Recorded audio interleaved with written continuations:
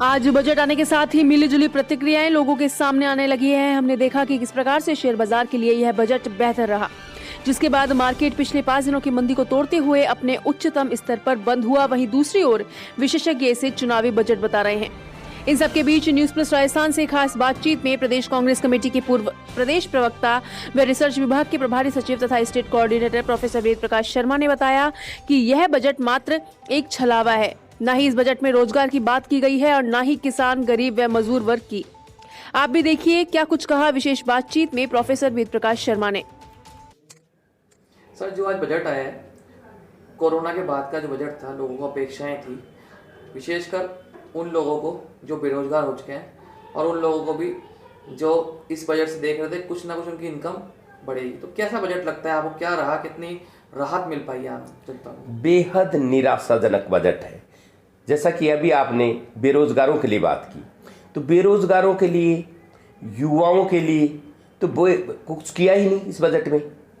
जहाँ तक बात करते हैं हम किसी उच्च शिक्षा के लिए, इस बजट में किसी प्रकार की कोई वर्दी नहीं है, कोई नई प्रावधान नहीं है, कोई विश्वविद्यालय, नए विश्वविद्यालय खोलने की कोई बात नहीं है। और यहाँ तक कि हम बात करते हैं जो युवा उद्यमी हैं उनके लिए जो MSME स्कीम है उसके लिए कोई बजट में किसी प्रकार की वर्दी नहीं है। तो जो स्टार्टअप योजना जो पहले चल रही थी वो और विफल हो जाएगी। तो युवाओं के लिए ये घोर निराशावादी बजट है। युवाओं की बेरोजगारी को दूर करने में इस बजट में किसी प्रकार का कोई स्थान नहीं। सर, देखा गया कि जो चुनाव जिन राज्यों में आगामी है वहां तो घोषणाएं कर दी गई, रेलवे ट्रैक्स की भी, यूनिवर्सिटीज की भी और फंड्स की भी, लेकिन राजस्थान जो कांग्रेस शासित प्रदेश है वहां कहीं ना कहीं आपको लगता है कि अन्याय हुआ है, जो हमारी अपेक्षाएं थी वो खड़ी नहीं उतर पाई हैं।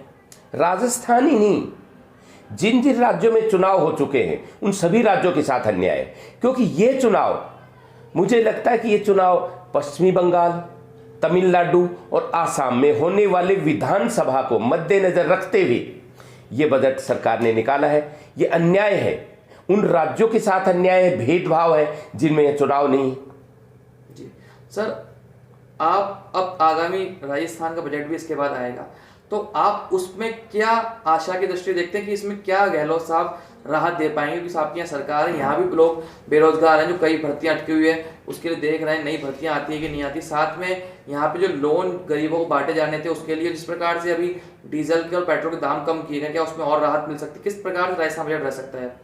देखिए, बजट आना बाकी है राजस्थान का, लेकिन मैं मानता हूं राजस्थान सरकार के मुख्यमंत्री आदरणीय अशोक गहलोत जी बहुत ही संवेदनशील नेता है। इसलिए कोरोना के बाद जो बजट आएगा वो अवश्य ही युवाओं का, गरीबों का, मजदूरों का, इन सब का ध्यान रखते हुए बजट जारी करेंगे, इसमें पूरा भरोसा है। दूसरा, जहां तक किसानों की बात आप करें तो राजस्थान सरकार किसानों का ध्यान रखती है, ये आगे भी रखेगी। लेकिन केंद्र में अब जो बजट हुआ है, किसानों के लिए इस बजट में कुछ भी नहीं किया। खाद हो, बीज हो या कृषि उपकरण हो, किसी पर किसी प्रकार की इस बजट में कोई छूट नहीं। दूसरी बात हम करें कि जो किसान हैं, किसानों के सबसे ज्यादा उपयोग में क्या आता है? डीजल। डीजल पर कम करने की बजाय उस पर सेस, अतिरिक्त कर लगाकर उस डीजल में और किसानों को नुकसान पहुंचाने का काम किया। तो ये जो सरकार है, केंद्र की सरकार है, ये किसानों के विरोधी सरकार है और उसने अपने बजट में किसानों को कुछ भी नहीं देकर ये सिद्ध कर दिया है कि वे किसान हितैषी सरकार नहीं। सर, सरकार ने कहा है डी इन्वेस्टमेंट का प्लान लाया जाएगा, चाहे वो एयर इंडिया में हो और अन्य सरकारी कंपनी, ताकि घाटा, जो राजस्व घाटा तो कम किया जाए। उसको आप कैसे देखते हैं? देखिए, ये घोषणाएं हैं सरकार की, सरकार बेचने में लगी हुई है। जितने जो कांग्रेस की पिछले 70 साल में कांग्रेस ने जो चीजें खड़ी की, जितने उपक्रम खड़े किए, ये भारतीय जनता पार्टी की सरकार है। ये चाहती है कि उनको बेच के ही हम काम चला लें।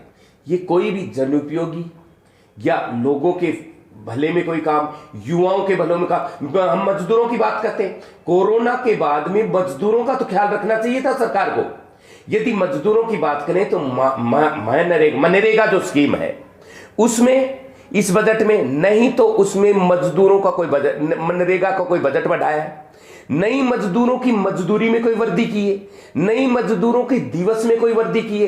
तो फिर मजदूरों का रोजगार, जो कोरोना से मारे हुए हैं मजदूर, उनको रोजगार की जरूरत थी और आपने मनरेगा स्कीम में कुछ भी बढ़ोतरी नहीं की, तो ये बजट कितना निराशावादी है उन मजदूरों के लिए। उनकी एक आस होगी कि शायद अब सरकार जो बजट निकालेगी उसमें जो कोरोना से पीड़ित मजदूर हैं, जो गांव में चले गए हैं, उनके शहरों में धंधे बंद हो गए, तो उनकी एक आशा थी कि शायद सरकार मनरेगा के बजट को बढ़ाकर, तो उनके दिवस बढ़ाकर या मजदूरी बढ़ाकर उनको कोई राहत देगी। लेकिन सरकार ने ऐसा नहीं किया। ये मजदूरों के साथ केंद्र सरकार का घोर अन्याय है। इसलिए केंद्र सरकार चाहे किसान हो या मजदूर हो या युवा हो, सबके विरोध में काम करती। और यहां तक मध्यम वर्ग की बात करें, मध्यम वर्ग कब से आयकर में उनकी जो आय है उसमें छूट जाता है? क्या छूट दी क्या? मध्यम वर्ग की आय में इनकम टैक्स में किसी प्रकार की छूट न देकर उनकी कितने लंबे समय से चली आई मांग को ठुकराया है। तो चाहे किसी भी वर्ग की बात कर लें, आप किसी भी वर्ग के बजट को देखें, ये बजट सिर्फ भारतीय जनता पार्टी ने अपने राजनीतिक उद्देश्यों की पूर्ति के लिए किया है।